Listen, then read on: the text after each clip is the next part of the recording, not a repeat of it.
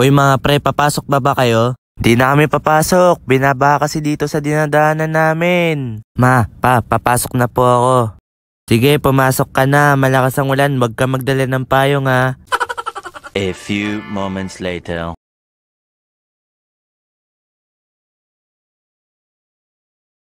Loko yan, naabutan tayo ng malakas na ulan. Uy mga pre, anong ginagawa nyo dito? Naabutan kami ng ulan, pumasok kasi kami ng walang dalang payong. Uy pre, anong ginagawa nyo dito? Pumunta kami sa room nyo para lang mag-ML. Tara, mag-ML tayo.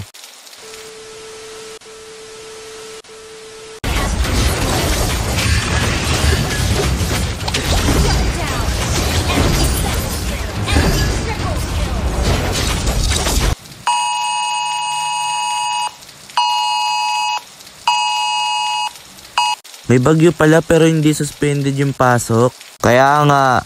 Uy mga pre, makinig nga muna tayo ng balita kung suspended yung pasok habang wala pa kaming teacher sa room namin. Advance ka pala mag-isip, Naldong. Sa kabaliktaran. Magandang umaga, Pilipinas. Ito ang ulo ng mga balita.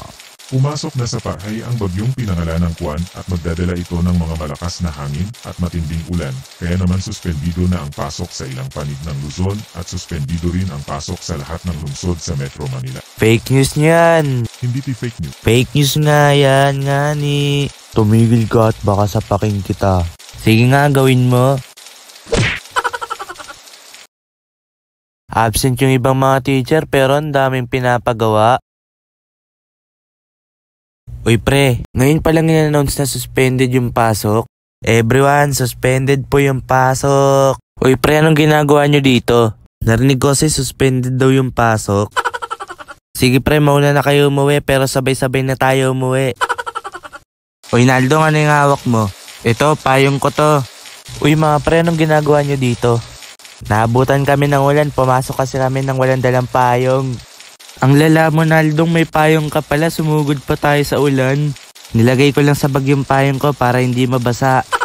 Salamat sa panonood nyo mga comrades. I-like yung animation ko kung nagustuhan nyo. Mag-subscribe na kayo sa aking channel. I-follow nyo na rin ako sa aking Facebook page. At i-follow nyo na rin ako sa TikTok. Abangan nyo palagi at panoorin kapag may bago akong upload. Stay safe mga comrades.